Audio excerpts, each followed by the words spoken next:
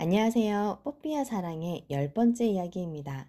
오늘은 사람만큼이나 개들에게도 다양한 직업이 있다는 거 알고 계셨나요? 그래서 오늘은 우리 반려동물의 다양한 직업들을 알아보려고 합니다. 이렇게 우리와 가장 밀접하게 생활하고 있는 반려동물 중에서 강아지가 가장 많이 차지하는데요. 세계 애견단체에 따르면 견종이 전 세계에 300여 종이 넘는다고 해요. 예컨대 그레이하운드는 달리기를 잘하고 진돗개는 주인에 대한 충성심이 강하죠. 인간에게 큰 도움을 주는 강아지의 가장 큰 장점은 바로 청각과 후각 능력이 아주 뛰어나다는 것. 청각은 사람보다 약 4배나 먼 거리에서 소리를 들을 수가 있고요. 후각세포는 2억 2천만 개로 인간보다 50배나 많은데요. 이런 뛰어난 후각 능력으로 생겨난 코로나19 탐지견이 있습니다. 탐지견 필로와 조로커는 침냄새로 코로나19에 감염된 확진자를 94%의 확률로 찾아낸다고 하는데요.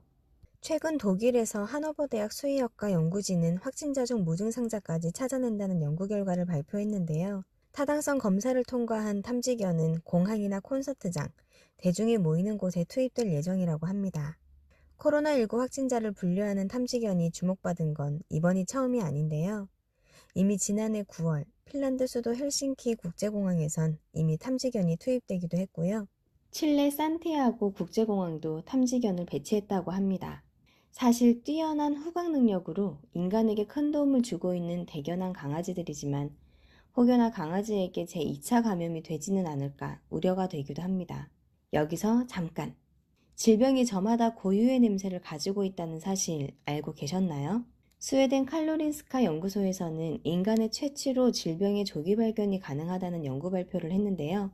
바이러스나 세균이 침입을 하면 몸에서는 면역 방어기제가 작동한다고 합니다.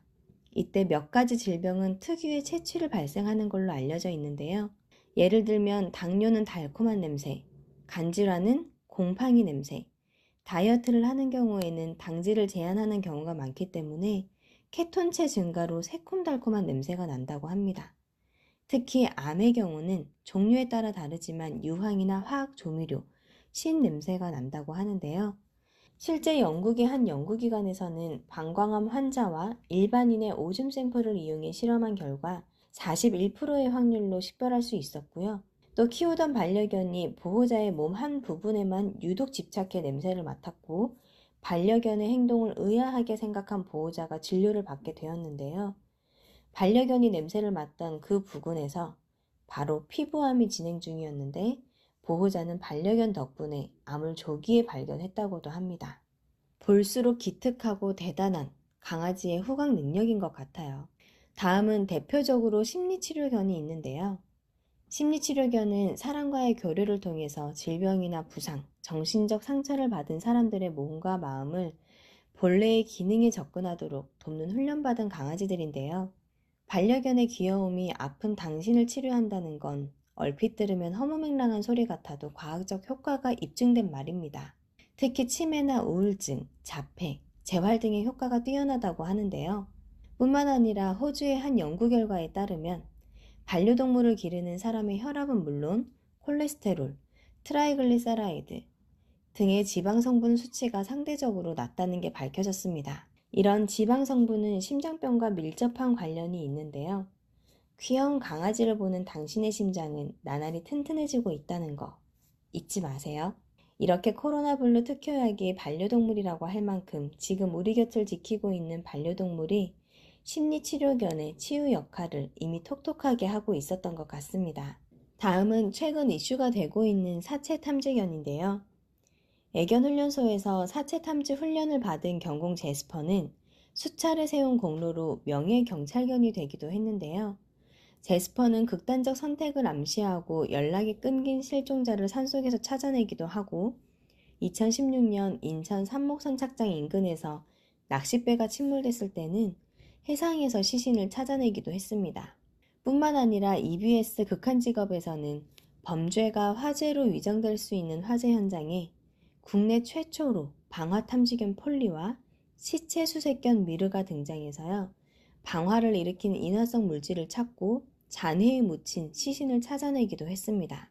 이 밖에도 우리가 흔히 알고 있는 시각과 청각장애는 물론 다양한 장애를 지닌 분들을 도와주는 안내견과 서비스견, 관세청 소속으로 공항에서 약물이나 폭발물을 찾아내는 탐지견, 눈사태에 깔려 묻혀버린 사람을 찾아주는 구조견, 인기가 많은 모델견 등이 있는데요. 특히 많은 모델견 중 시바견 보리는요, 무려 연봉이 2억 원이라고도 합니다. 오늘 준비한 이야기는 여기까지입니다. 우리가 키우는 반려동물은 인간에게 민들레이며 해바라기입니다. 인간만을 짝사랑하는 그런 순수한 동물이라고 해도 과언이 아닐 텐데요. 특히나 인간에게 받은 사랑만큼 반드시 그 사랑을 되돌려주는 아주 착한 동물이기도 하죠. 인간에게 버림받고도 사람을 도와주는 아이들, 그저 고맙고 미안할 따름인데요.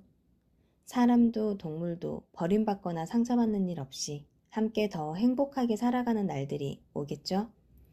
뽀삐아 사랑에 끝까지 시청해주셔서 감사합니다.